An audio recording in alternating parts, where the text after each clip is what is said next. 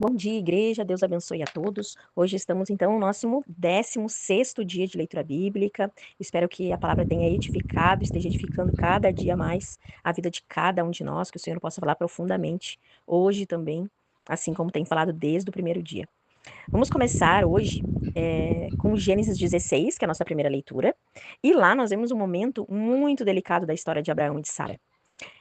Deus havia prometido um filho para eles, mas o tempo passou, a promessa ainda não tinha se cumprido, e Sara, ela foi tomada por uma ansiedade, uma vontade de acelerar as coisas, de fazer com que a vontade de Deus se cumprisse logo. Então ela decide ajudar, entre aspas, né, Deus. E essa decisão, que não foi uma decisão inspirada pelo Senhor, mas da vontade do coração da Sara, nasce então Ismael, filha de Agar, né? Por causa ali de uma decisão que Sara tomou. Aqui a gente aprende uma lição muito profunda, que quando a gente tenta acelerar as coisas do tempo de Deus com as soluções humanas, com o nosso próprio pensamento, nosso próprio entendimento, a gente acaba gerando dores desnecessárias. A Sara não precisava passar por tudo o que ela passou e nós, inclusive, colhendo essa consequência dessa atitude dela até os dias de hoje, né? Deus, ele não havia esquecido da promessa. O coração humano, quando ele não espera, na verdade, ele cria atalhos que trazem muitos conflitos para a vida da gente. Ainda assim, a gente vê um Deus misericordioso, a gente vê a dor de Agar naquele momento em que ela foge da presença de Sara, mas Deus se revela e mostra que quando nós erramos, ele continua presente. Só que o Senhor ali repreende Agar, manda que ela volte, que ela se apresente lá diante de Sara, né? E que permaneça lá e faz uma promessa para Agar, que ele cuidaria do filho dela e da descendência dele. Então o Senhor, mesmo quando a gente erra, o Senhor, ele está conosco, ele nos repreende e ele nos ensina a voltar para o caminho certo. Na nossa segunda leitura, então, que está lá no Salmo número 8, a gente é lembrado da grandeza de Deus e também do nosso valor, de quem nós somos diante do Senhor. Davi, que é o autor desse salmo, diz assim: que é o homem para que dele te lembre, Senhor? Nesse salmo, o Davi ele nos ensina que mesmo quando a gente é pequeno, diante da grandeza do Senhor, e nós somos realmente muito pequenos comparados com o Senhor nos honra, ele nos chama, ele nos dá um propósito, ele nos dá responsabilidades. Então, isso traz para a nossa vida que nós temos um propósito sim, que mesmo quando a gente erra, mesmo no meio das nossas falhas, no meio das nossas limitações, o Senhor continua conosco e ele tem planos para as nossas vidas. A nossa terceira leitura de hoje está lá em Isaías, no capítulo 5, do versículo 21 ao 24, né? Lá o Senhor, ele traz uma repreensão muito forte à soberba humana. Exatamente aquilo que a gente vem lendo até agora. Quando o ser humano decide agir por conta própria, acha que é mais esperto, mais sábio que o Senhor, acha que Deus está demorando, que não está fazendo as coisas como deveria, e a gente resolve então agir por conta própria. Ele alerta sobre aqueles que se acham sábios aos próprios olhos e rejeitam a instrução do Senhor. Deus deixa claro aqui que desprezar a palavra do Senhor traz consequências espirituais muito sérias, e é isso que a gente tem visto no decorrer da leitura.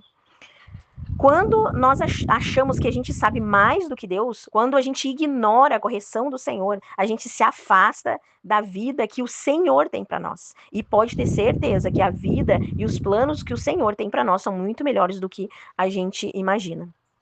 Chegando então na última leitura, que está lá em Mateus, no capítulo 16, a gente vê um dos textos mais profundos que tem nos evangelhos, porque Jesus faz uma pergunta aos discípulos, que é assim: quem vocês dizem que eu sou? E Pedro, por uma revelação de Deus, ele declara: tu és o Cristo, o Filho de Deus vivo. Jesus afirma que essa revelação não veio do homem, né, de carne nem de sangue. Então ele quer dizer, não veio de homens, mas ele veio do céu. Essa revelação veio direto do Pai. E declara que sobre essa verdade, que Jesus é o Cristo, ele edificaria a sua igreja. E que as portas do inferno não prevaleceriam contra ela. É por isso que hoje, quando a gente ora, a gente declara, né, que as portas do inferno não prevalecem contra a igreja. Jesus diz também que entrega à igreja as chaves do reino dos céus. Então, que quando nós ligarmos algo na terra, também será ligado no céu através das nossas orações. Revelando aqui a autoridade espiritual, identidade e missão para a igreja, para nós que somos a igreja. Mas olha só, logo em seguida que o Senhor vem e honra ali o que o Pedro falou, que o Pedro teve aquela revelação e aquela declaração, né, tão importante, logo em seguida disso, acontece algo que revela a nossa própria caminhada de fé, que mostra como normalmente a gente age, né? Mesmo quando Pedro ali recebeu uma revelação tão poderosa, agora ele tenta impedir Jesus de cumprir o propósito dele na cruz. E Jesus o repreende. E as palavras são bem duras, ele diz: "Para trás de mim, Satanás", ou em algumas traduções, "afasta-te de mim, Satanás", né? Isso ensina que é possível ter momentos de grande revelação, mas logo depois agir segundo a carne. E quantos de nós hoje ainda fazem isso, né? Muitas vezes a gente diz: "Ah, o velho homem prevaleceu nessa situação, né? E acabou agindo, e a gente acaba agindo de uma forma errada, depois a gente se arrepende. Mas essa é a vida do cristão. A palavra de Deus diz que quem está em pé, cuide para que não caia. Então todos nós estamos aí suscetíveis a cometer erros. Pedro, ele não deixou de ser um discípulo quando ele errou, ele não deixou de ser chamado, mas naquele momento ele precisava ser corrigido. E isso mostra que cair, errar, falhar, faz parte da nossa humildade. Mas, humanidade, na verdade, né? Mas aceitar a repreensão de Deus e se alinhar novamente é parte também de maturidade espiritual. Quando a gente erra, a gente precisa estar com o nosso coração sensível para receber a repreensão e a correção de Deus ou de algum líder espiritual. Para nossa vida prática hoje, isso significa que a gente não deve desistir quando a gente erra, nem nos orgulhar quando a gente acerta, porque o nosso acerto vem do Senhor, mas o nosso erro vem da nossa própria carne. A gente precisa caminhar atento, a gente precisa estar sensível à voz do Senhor, a gente precisa permitir que Ele nos corrija, que Ele alinhe a nossa vida, que Ele nos faça crescer e dar frutos. E é isso que o Espírito Santo faz na nossa vida quando a gente permite, a gente tem um coração humilde diante do Senhor. A correção, ela não é uma rejeição.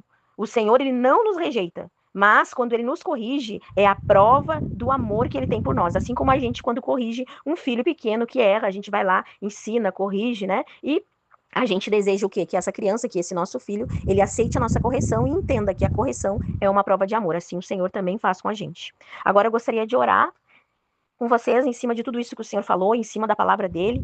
Orem então comigo, em nome de Jesus.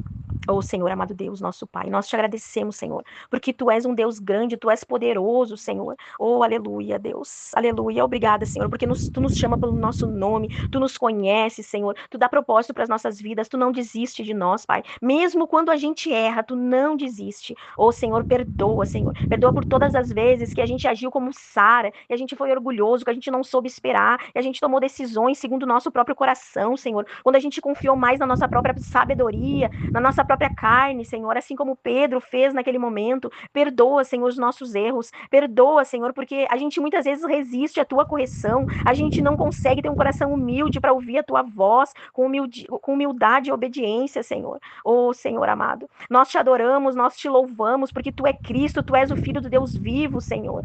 Aleluia, Deus, tu és o fundamento da igreja. O tu, Senhor amado, é o Senhor das nossas vidas, Pai. Recebe a nossa adoração, recebe o nosso louvor, Pai.